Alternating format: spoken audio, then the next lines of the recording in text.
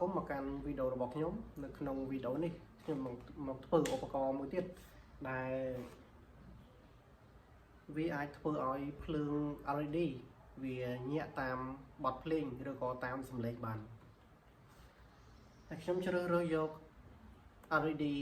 10 mm ជាមួយនឹងឧបករណ៍មួយនេះដែលវាហៅថា sound sensor នៅពេលដែលមានសំឡេង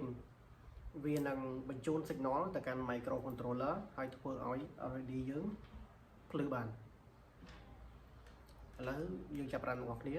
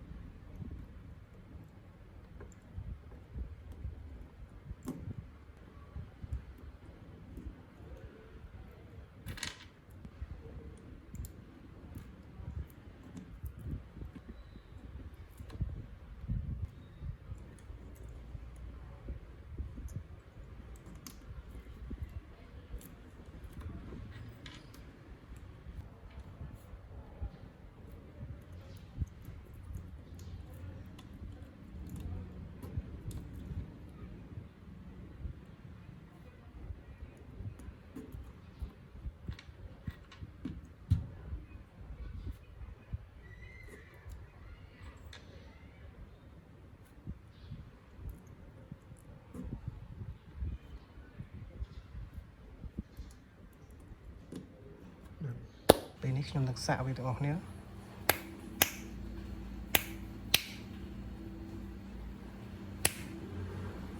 អូខេឥឡូវយើងដាក់ចម្រៀងម្ដង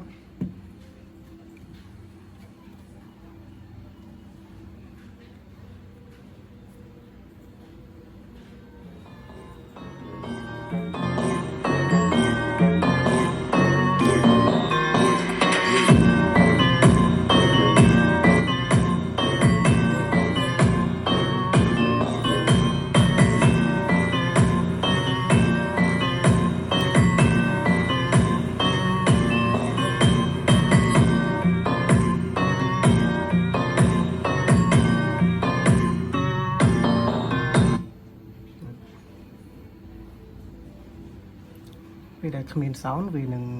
បិទខ្លួនឯងតែដល់ពេលដែលមាន sound វានឹងបន្តញាក់ភ្លើងនេះទៀត